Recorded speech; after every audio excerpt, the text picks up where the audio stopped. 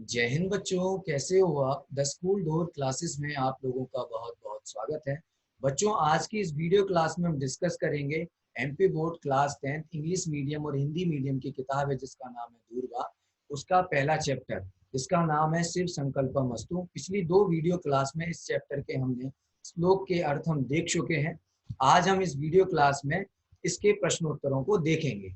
साथ ही साथ board examination में कौन कौन से महत्वपूर्ण प्रश्न आते हैं, रिक्त स्थान कौन से हैं, महत्वपूर्ण महत्वपूर्ण जोड़ियां कौन सी है, महत्वपूर्ण ट्रू एंड फॉल्स कौन से हैं, साथ ही साथ श्लोक कौन कौन से हैं और किस आधार से आपके प्रश्न पूछे जाते हैं, इसको भी डिस्कस करेंगे। तो आइए सबसे पहले हम डिस्कस करते हैं एक पदेन उत्तरम लिखत। एक पदेन का मतलब यहाँ पर लिया गया है कि एक शब्द में आपको उत्तर देना है। तो पहला प्रश्न है कि मनहा जागृतः कुत्र उदेति। कुत्र का मतलब होता है कहाँ। तो मन जब जागृत अवस्था में होता है तब कहाँ चला जाता है। तो इसका आंसर पहले वाले श्लोक में दिया गया था कि जब जागृत अवस्था में होता है तब वह मन दूर चला जाता है, और जब वह सुप्त अवस्था यानी शयन की अवस्था होती है, सोने की अवस्था होती है, तब वह मन वापस आ जाता है। तो इसका आंसर हो जाएगा दूरम। दूसरा प्रश्न है प्रजा नाम अंतः स्थितम किम। यानी जो प्राणी मात्र है, यानी कह सकते हैं हम सब जो मनुष्य हैं, उनके हृदय में क्या स्थित है। तो बताया गया था ना कि जो प्राणी मात्र होते हैं उनके हृदय में मन स्थित होता है। इसका आंसर हो जाएगा मनः। ठीक है, आगे देखते हैं। मन सह ऋते किंचन किम न क्रियते। मन के द्वारा क्या नहीं किया जा सकता है। बताया था आप लोगों को कि जब आप किसी भी व्यक्ति का किसी कार्य करने में मन नहीं है तो आप किसी भी प्रकार का लालच दें या फिर आप उसे पनिशमेंट दें, तब भी वह काम नहीं करेगा। इसी तरीके से बताया है कि मन सह ऋते किंचन किम न क्रियते। तो इसका आंसर हो जाएगा कर्मम। कर्मम अर्थात होता है कार्य। आइए अब हम डिस्कस करते हैं एक वाक्य। एक वाक्य का मतलब होता है कि आपको अब प्रश्न का उत्तर एक सेंटेंस में देना है, यानी एक वाक्य में देना है। तो पहला प्रश्न है कि मे मनः किम अस्तु। मेरा मन कैसा हो। पाठ का नाम ही है, आपने देखा है कि शिव संकल्पम अस्तु यानी कल्याणकारी विचार वाला हो। इसका आंसर हो जाएगा, पूरा एक वाक्य में आंसर देंगे, मेह मना शिव संकल्पम अस्तु। मेरा मन कल्याणकारी विचार वाला हो। मन सह सप्त होता का तायते। मन के द्वारा सप्त होताओं वाला क्या संपादित होता है। ये बताया था ना कि मन के द्वारा सप्त होताओं वाला यज्ञ संपादित होता है। इसका आंसर हो जाएगा मन सह सप्त होता यज्ञ तायते। यानी कि मन के द्वारा सप्त होताओं वाला यज्ञ संपादित होता है। तीसरा प्रश्न, मनसी प्रजानाम सर्वम किम ओतम। जो प्राणी है ना, प्राणियों का मन किससे लबालब भरा होता है। अंतिम वाले प्रश्न में आपने देखा, अंतिम वाले, माफी चाहूंगा, अंतिम वाले श्लोक में देखा था आपने कि जो प्राणियों का जो मन होता है ना, ऋग्वेद, यजुर्वेद, सामवेद और अथर्ववेद, इन सभी चारों प्रकार के वेदों के ज्ञान से लबालब भरा होता है। उसका आंसर हो जाएगा मनसी प्रजानाम सर्वम चित्तम ओतम। चित्त का मतलब होता है ज्ञान, जो सामान्य ज्ञान होता है और विशेष ज्ञान होता है। तो आंसर है मनसी प्रजानाम सर्वम चित्तम ओतम। प्राणियों का मन समग्र ओर से या फिर कह सकते हैं चारों ओर से ज्ञान से लबालब भरा होता है। आइए हम देखते हैं। अब बच्चों आप लोगों को ये पूछेंगे कि सर अधोलिखितेषु लिखित प्रश्ना नाम उत्तराणी लिखत। क्या ये वाले प्रश्नों के भी हमें उत्तर लिखने हैं। तो माफी चाहूंगा बच्चों कि इन वाले प्रश्नों के उत्तर आपको नहीं लिखने हैं, क्योंकि बोर्ड एग्जामिनेशन में आपको ये नहीं पूछे जाते हैं, इसलिए आपको नहीं लिखना है इन प्रश्नों को। ठीक है, आइए हम सीधा चलते हैं रिक्त स्थानों की ओर। प्रदत्त शब्द रिक्त स्थानानि पूर्यत। यानी जो सामने आपके शब्द दिए हुए हैं, ठीक है, उन शब्दों के द्वारा आपको fill in the blanks fill करने हैं। तन में डैश डैश डैश शिव संकल्पमस्तु। आइए देखते हैं हमारे पास कौन कौन से ऑब्जेक्ट ऑप्शन है। सप्त होता मनः ऋते। अभी हमने देखा था कि तन्मे मना के मस्तु, तो शिव संकल्पम अस्तु तो मनः, इसका आंसर हो जाएगा, पहले का आंसर हो जाएगा मनः, इसका होगा मनः। दूसरा देखते हैं यस्मान किंचन कर्म क्रियते, तो इसका आंसर हो जाएगा ऋते। ऋते का मतलब होता है बिना, ठीक है, जिसके बिना कार्य नहीं किया जा सकता है, जिसके बिना अर्थात मन के बिना कार्य नहीं किया जा सकता है। सप्त होता, येन यज्ञः तायते, सप्त होता, जिसके द्वारा सप्त होताओं वाला यज्ञ संपादित होता है, किसके द्वारा, मन के द्वारा। आइए हम देखते हैं जोड़ियां। यथा योग्यम योजयत, ठीक है, सबसे पहला ऑप्शन देखते हैं, मनः ज्योतिषाम, पहला है मनः ज्योतिषाम। इधर हम देखते हैं तथैवेति, नहीं है इसका आंसर। एकम ज्योति हो सकता है, मनीषिणः ये नहीं हो सकता है, अर्थात इसका पहला वाला क्या हो जाएगा, एकम ज्योति।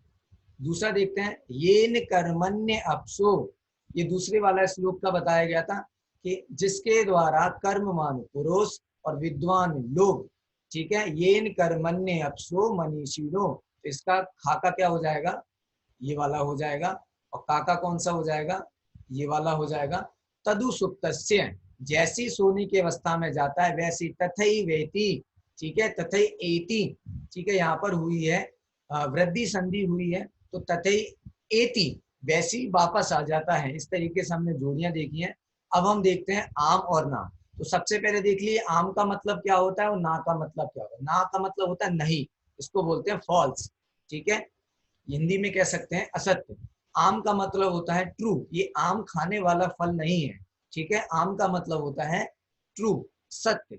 अब आप लोगों को ये याद रखना है कि बोर्ड एग्जामिनेशन में आपको राइट एंड क्रॉस यूज नहीं करना है, ठीक है, ना ही सत्य लिखना है ना ही असत्य लिखना है, ना ही ट्रू लिखना है ना ही फॉल्स लिखना है। अब पूछेंगे सर अब हम लिखें क्या, तो वहां पर आपके सामने एक शब्द दिया गया होगा आम और ना, जो आपको स्टेटमेंट, यानी जो स्टेटमेंट ये लिखे हुए हैं ना तीन, जो सही लग रहे हैं उसके सामने लिखना है आम, जिसका अर्थ होगा सत्य, और जो स्टेटमेंट आपको लग रहे हैं ये गलत है तो आपको लिखना है ना, अर्थात फॉल्स, ठीक है। सबसे पहले हम इसको पढ़ लेते हैं। मनः दूरगमम अस्ति, जो मन होता है भूत भविष्य वर्तमान के सभी पदार्थों को जानने वाला होता है। सबसे पहले वाले श्लोक में हमने देखा था, तो बिल्कुल इसका आंसर है सही, बिल्कुल जानने वाला होता है। मे मना शिव संकल्पम नास्तु, मेरा मन कल्याणकारी विचार वाला ना हो, ऐसा पूछा गया है। बल्कि किताब में सबसे पहले आपके टाइटल में लिखा है शिव संकल्पम अस्तु, जिसका अर्थ है कल्याणकारी विचार वाला हो, और यहाँ बोल रहे हैं नहीं हो, इसलिए इसका आंसर हो जाएगा ना, ठीक है। अब हम देखते हैं तीसरा वाला, मनः अपूर्वम अस्ति, मन जो है वो अपूर्व है, उसके समान कोई दूसरी चीज नहीं है। बिल्कुल सही बात है, जो मन है वो अपूर्व है, उसके समान कोई दूसरी चीज नहीं होती है।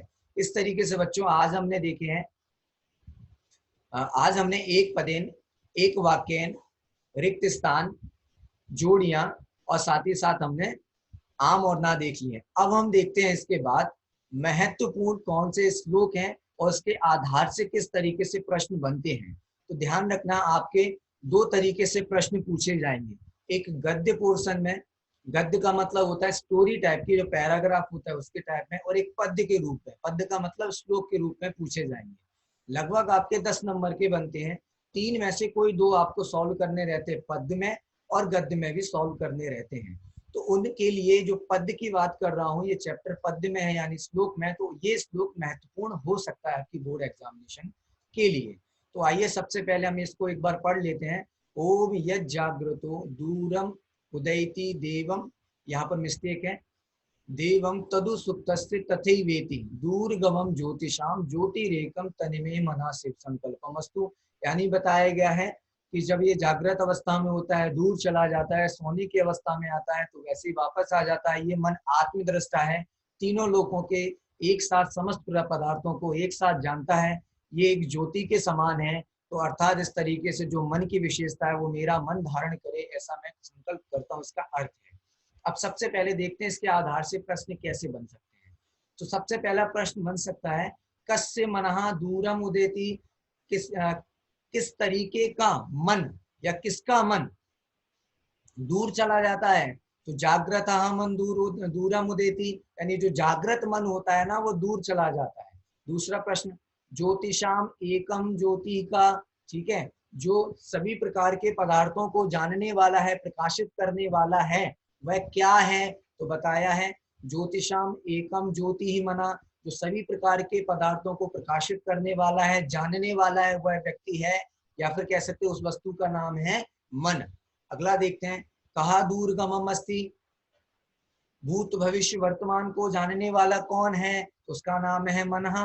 तो आंसर हो जाएगा मनः दूरगमम अस्ति। मैं थोड़े देर के लिए रुकना चाहूंगा, ये बताना चाहूंगा आपको यहाँ पर प्रश्नों के उत्तर एक वाक्य में लिखने हैं, ना कि एक शब्द में। एक शब्द में अगर आप लिखते हो तो आपको एग्जामिनर आपके फुल आउट ऑफ नंबर्स नहीं दे सकते हैं, इसलिए ध्यान रखना आपको इसका आंसर्स आपको एक वाक्य में ही लिखने हैं। आगे कंटिन्यू करते हैं, मे मना की मस्तु, मेरा मन किस तरीके से हो जाए? तो मे मना शिव संकल्प मस्तु, मेरा मन कल्याणकारी विचार वाला हो। शिवः इति शब्द से विलोम शब्दम लिखत। अब विलोम शब्द का मतलब आप समझ ही गए होंगे, अपोजिट यानी उल्टे शब्द लिखना है। शिव का मतलब मैंने बताया था स्टार्टिंग में ही, शिव का मतलब भगवान शिव के लिए नहीं है, बल्कि शुभ के अर्थ में है, कल्याण के अर्थ में, मंगल के अर्थ में। तो शिव है, तो शिव का अपोजिट क्या हो जाएगा? अशिव। ठीक है, इसका मतलब हो जाएगा अमंगलकारी, अशुभ। ठीक है, आगे देखते हैं दूसरा वाला, ये महत्वपूर्ण है, ये वाला खा नंबर का, इसको एक बार पढ़ते हैं, उसके बाद इसके प्रश्नों को भी समझेंगे। ओम येन कर्मण्य यक्षो मनीषिणो यज्ञे कर्णवंती वितथेषु धीरा यद अपूर्वम यक्षमंता प्रजानाम तन्मे मना शिव संकल्पमस्तु। बताया था कि मन के द्वारा कर्मवान पुरुष, बुद्धिमान लोग, धैर्यवान पुरुष यज्ञ को करते हैं, भगवान की पूजन करते हैं, अर्चना करते हैं। ये मन अपूर्व है और ये प्राणियों के हृदय में स्थित है, तो मेरा भी मन कल्याणकारी विचार वाला हो जाए। अब इसके आधार से प्रश्न किस तरीके से बनेंगे वो भी देखते हैं, और इसके प्रश्नों के उत्तर को भी हम यहाँ पर सॉल्व करेंगे। केन अप्सहा मनीषिणस्य यज्ञे वितिथेषु च कर्मणि कुर्वन्ति। अब ये बता रहे हैं किसके द्वारा कर्मवान पुरुष, विद्वान लोग, ठीक है, यज्ञ में वितिथेषु, वितिथेषु का मतलब मैंने आपको बताया था ज्ञान की उपासना, च कर्मणि और कर्म को करते हैं। तो किसके द्वारा करते हैं? तो मन के द्वारा। तो आंसर हो जाएगा मन सह अप्सह मनीषिणस्य यज्ञे वितिथेषु च कर्मणि कुर्वन्ति। ये बताया गया कि मन के द्वारा कर्मवान पुरुष, विद्वान लोग, बुद्धिमान लोग यज्ञ करते हैं और साथ ही साथ कार्य करते हैं, उसके साथ साथ ज्ञान की उपासना करते हैं, भगवान की पूजन भी करते हैं।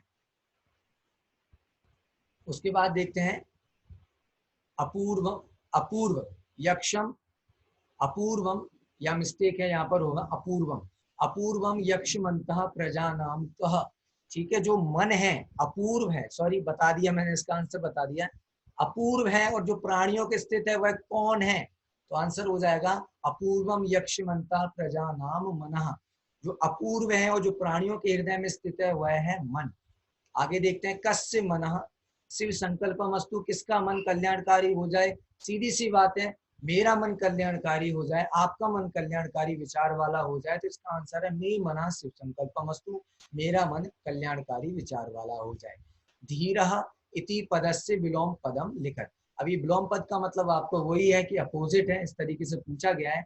धीरा बताया तो ना धैर्यवान होता है, इसका अर्थ क्या लेना है? तो इसका हो जाएगा अधीरा, जो धैर्य नहीं है, धैर्यवान नहीं है।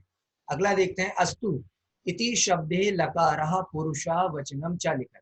ये जो प्रश्न है ये आपका ग्रामर का है, व्याकरण का है। तो लकार का मतलब सबसे पहले समझ लीजिए, लकार का मतलब होता है, आपने जिस प्रकार से अंग्रेजी भाषा में, इंग्लिश लैंग्वेज में आपने टेंस, टेंस का मतलब होता है काल, प्रेजेंट पास्ट फ्यूचर, ठीक है, जिसको हिंदी में बोलते हैं काल, वर्तमान काल, भूतकाल, भविष्य काल। इसी तरीके से संस्कृत भाषा में काल को लकार कहा जाता है।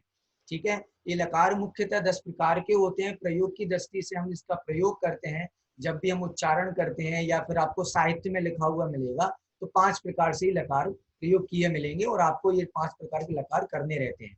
तो अब ये लकार का पोर्शन जब मैं पढ़ाऊंगा तो ये सारी चीज डिस्कस जरूर करूंगा। तो अभी आपको ये समझना है लकार का मतलब काल। पुरुष, पुरुष का मतलब यहाँ पर व्यक्ति विशेष नहीं है। इंग्लिश में कहते हैं पुरुष को पर्सन और हिंदी में कहते हैं पुरुष। ठीक है, जैसे इंग्लिश में होता है first person, second person, third person, इसी तरीके से यहाँ पर होता है पुरुष। तो प्रथम पुरुष, मध्यम पुरुष और उत्तम पुरुष। ठीक है। वचन वचन सभी लोग आप समझ ही गए होंगे, सिंगुलर है कि प्लूरल है। ठीक है, अंग्रेजी भाषा में दो प्रकार के वचन होते हैं, तो एक होता है सिंगुलर और एक प्लूरल। हिंदी में भी दो होते हैं, एक वचन द्विवचन, लेकिन संस्कृत भाषा में होते हैं तीन, एक वचन, द्विवचन, बहुवचन, जिसको इंग्लिश में कहते हैं सिंगुलर, द्विवचन को कहते हैं डुअल, और उसके बाद प्लूरल, बहुवचन को कहते हैं प्लूरल। तो यहाँ पर पूछा गया है कि अस्तु इति शब्दे लकारः पुरुषम वचनम च लिखत। अस्तु शब्द में कौन सा लकार है, ठीक है, ये बताना है। पुरुष कौन सा है और वचन कौन सा, इस तरीके से बताना है। तो अस्तु धातु में अस धातु है। अस का मतलब होता है होना, जिसको इंग्लिश में कहा जाता है happen, HAPPEN, that means happen. Happen means होता है होना, ठीक है। धातु, धातु का मतलब होता है क्रिया, हिंदी में कहते हैं क्रिया, इंग्लिश में कहते हैं वर्ब, और संस्कृत भाषा में कहते हैं धातु, ठीक है। तो यहाँ पर जो क्रिया ली गई है वो अस है। लकार कौन सा है, लोट लकार, जो कि आज्ञा के अर्थ में होता है। अन्य पुरुष, अन्य पुरुष का दूसरा नाम है प्रथम पुरुष है, ठीक है। और वचन कौन सा है, एक वचन। इस तरीके से बच्चों आज हमने वीडियो क्लास के माध्यम से पार्ट 1 जो 10th क्लास का था, शिव संकल्पमस्तु, जो हिंदी मीडियम में भी है और इंग्लिश मीडियम में भी है, तो इस पार्ट के हमने महत्वपूर्ण प्रश्नोत्तरों के साथ साथ, प्रश्नोत्तर मैंने अभी आपको नहीं बताए तो प्रश्नोत्तरों को ही बताता हूँ। तो ध्यान रखना, ये जो प्रश्नोत्तर है, ये प्रश्नोत्तर सारे ही महत्वपूर्ण है। अगर आप मुझसे पूछते हो कि सर इसके महत्वपूर्ण प्रश्नोत्तर कौन से हैं, तो ध्यान रखना ये पहला चैप्टर है और सबसे ज्यादा महत्वपूर्ण ये ही है। तो ध्यान रखना, एक पद यानी इसके सारे प्रश्नोत्तर हैं, एक वाक्य यानी भी इसके सारे महत्वपूर्ण प्रश्नोत्तर हैं, और रिक्त स्थान भी इसके सारे ही होंगे, ठीक है। इसके साथ साथ जोड़ियां भी पूरी महत्वपूर्ण है, और इसके साथ साथ आम ना पूरे ही महत्वपूर्ण है। इस तरीके से बच्चों आज हमने इस वीडियो क्लास के माध्यम से पार्ट 1 के महत्वपूर्ण प्रश्नोत्तर और साथ ही साथ महत्वपूर्ण श्लोक और उसके आधार से प्रश्नों को देखा है। आगे की वीडियो क्लास के लिए आप हमारे YouTube चैनल पर बने रहिएगा। तब तक के लिए आप लोग स्वस्थ रहें, खुश रहें, भगवान बने। जय हिंद।